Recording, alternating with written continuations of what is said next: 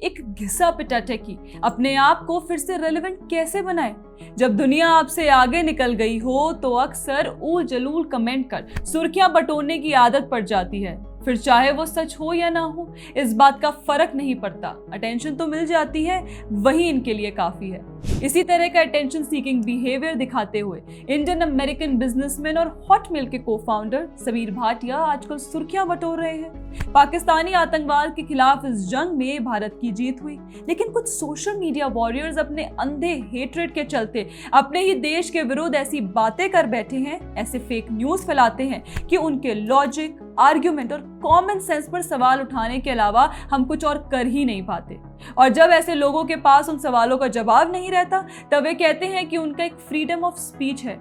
अरे भाई, हम आपकी फ्रीडम ऑफ स्पीच हाईजैक नहीं कर रहे हैं, हम केवल आपकी सोच, लॉजिक और क्वालिटी ऑफ आर्ग्यूमेंट पर सवाल पूछ रहे हैं। अब सबीर भाटिया को ले लीजिए, खुद पहले कहते हैं कि प्लीज मिस इन्फॉर्मेशन मत फैलाइए, प्लीज अनवेरिफाइड इन्फॉर्मेशन फॉरवर्ड ना करें। फिर तुरंत कुछ समय में आप फेक न्यूज फैलाते हैं कि कैसी चीनी मिसाइल्स ने भारतीय एयरफोर्स को पाकिस्तान में शिकस्त दी। इस पर कहते हैं कि this is the price a country pays for the sins of its leaders. Sabir ji, पिछले कुछ दिनों में पूरा विश्व देख चुका है चीनी डिफेंस सिस्टम के असली रंग। कोई कबाड़ में भी ना ले और आप विदेश में बैठकर सिंस की बात कर रहे हैं। फेक न्यूज फैलाकर देश के नेताओं पर तो छोड़िए, यह तो देश की सेना पर सवाल उठा रहे हैं। जब यह काफी नहीं था तो भाटिया अलग अलग भाषाओं में सवाल पूछ रहे हैं। पहलगाम में हिंदुओं के नरसंहार पर उनका कहना है कि 4 आदमियों ने, जी हाँ, ये 4 टेररिस्ट नहीं कह रहे, बल्कि कह रहे हैं कि 4 आदमियों ने 26 ट्रैवलर्स का मर्डर किया। पूरी दुनिया को पता है कि हिंदुओं को आइडेंटिफाई करके मारा गया, लेकिन ये आदमी उन्हें ट्रैवलर्स बता रहे हैं, इनसे हिंदू भी नहीं कहा जा रहा। और दोस्तों, इनकी शिकायत ये है कि 4 आदमियों ने मारा तो उनकी तलाश करो, एयर स्ट्राइक क्यों कर रहे हो। इन्हें यह भी शिकायत है कि लोग डिबेट्स क्यों कर रहे हैं, मीडिया इतना फ्रेंजी क्यों हो रहा है, और सबके ऊपर इनका सवाल ये है कि वो 4 आदमी कहाँ हैं। अब इस व्यक्ति को कोई ऑपरेशन केलर और ऑपरेशन नादेर के बारे में बताएं, कैसे भारतीय सेना दिन रात आतंकवादियों से लड़ रही है, ढूंढ ढूंढ कर मार रही है। ये इसी दुनिया में रहते हैं, इन्होंने कोडिंग करके अपने लिए कोई प्राइवेट दुनिया बना ली है। इन्हें भारत में टेररिज्म की हिस्ट्री का पता नहीं है, इन्हें क्या ग्लोबल टेरर मैप पर पाकिस्तान कहाँ है उसका पता नहीं है। पढ़े लिखे तो हैं, जाहिर है दुनिया भी देखी ही होगी, फिर इस तरह के सवाल क्यों?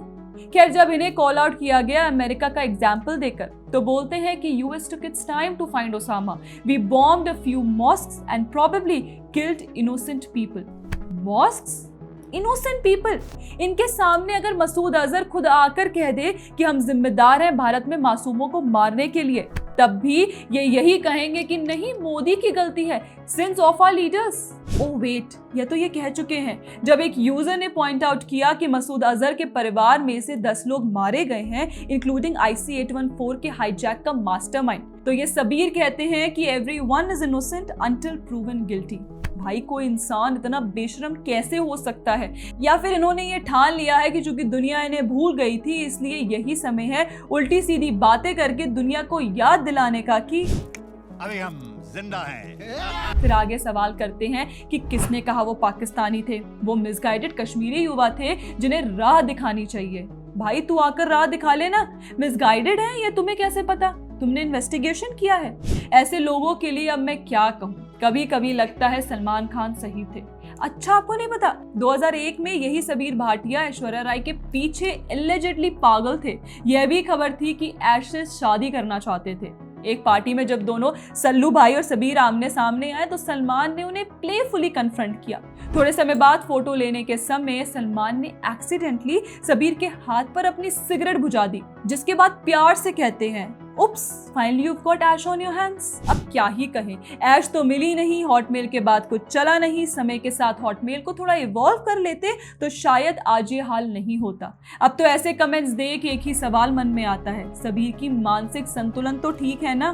खैर, ऐसे लोगों को कोई प्रूफ भी क्या दे और क्यों दे, उनको समझाकर क्या करेंगे जो समझना ही नहीं चाहता।